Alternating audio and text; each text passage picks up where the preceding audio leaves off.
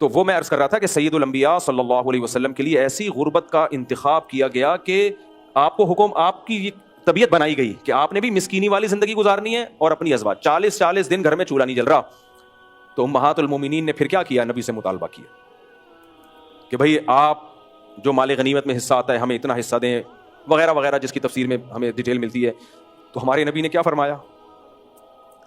دیکھو ہمیں حکم کیا دیا ہمارے نبی نے کہ اپنے گھر والوں کو عاشروہن بالمعروف. قرآن کہتا ہے عرف کے مطابق کیسے معاملہ چلانا ہے ان کے ساتھ.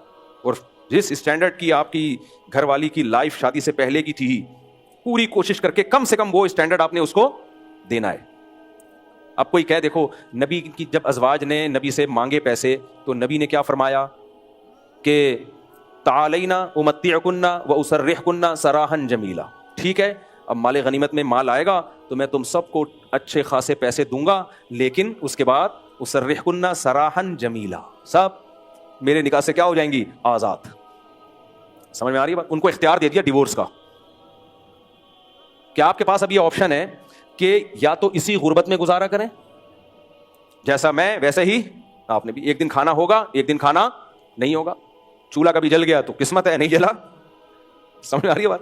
تو روزہ رکھیں گے. نبی کی کیا سیرت ہے، جب گھر میں آتے امی عائشہ سے پوچھتے کچھ کھانے کو ہے، اگر کہہ دیتی ہاں ہے چلو بھائی لے آؤ کھا لیتے ہیں، اگر کہتی ہیں کہ نہیں ہے چلو روزے کی نیت کر لیتے ہیں. بھائی جب بھوکا پیاسا رہنا ہے شام تک تو روزے کی نیت کر کے ہم ثواب ضائع کیوں کریں؟ نیت نہ کر کے ہم ثواب ضائع کیوں کریں؟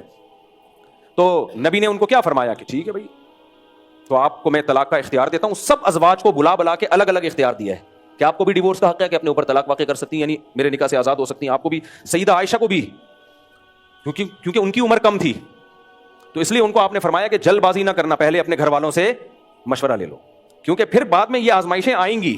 یہ جو غیر مسلم لوگ کہتے ہیں نا کہ اتنی کم عمری میں سیدہ عائشہ سے شادی کر لی، بھائی سیدہ عائشہ کو ڈیورس کا حق بھی نبی نے دیا ہے کہ ٹھیک ہے آپ اگر سمجھتی ہو کہ آپ کا میرے ساتھ گزارا نہیں ہے تو آپ علیحدگی لے لو اور جلدی فیصلہ نہ کریں، آپ کی عمر کم ہے، اپنے ماں باپ سے جا کے مشورہ لیں آپ. تو سیدہ عائشہ نے کیا فرمایا؟ افیک اشاور، آپ کے بارے میں مشورہ ہے. یعنی یہ آپ کو سوال کیسے کر لیا آپ نے ہم سے؟ یعنی ایک طرف فقر و فاقہ اور پیغمبر اور دوسری طرف دولت. تو بھائی ہم فقر و فاقہ برداشت کریں گے، آپ کو کسی قیمت پہ نہیں چھوڑ سکتے. یہ سیرت زوردار تماچا ہے ان بغیرتوں کے منہ پہ جو بار بار تانا دیتے ہیں کہ نبی کی عمر اتنی زیادہ اور کم عمر سے شادی کر لی. جن سے کی ہے وہ خوش ہیں ان کو ڈیورس کا حق بھی دیا جا رہا ہے تو بھی کہہ رہے ہیں نہیں ہمیں یہ حق نہیں چاہیے، ہمیں آپ کے ساتھ رہنا ہے.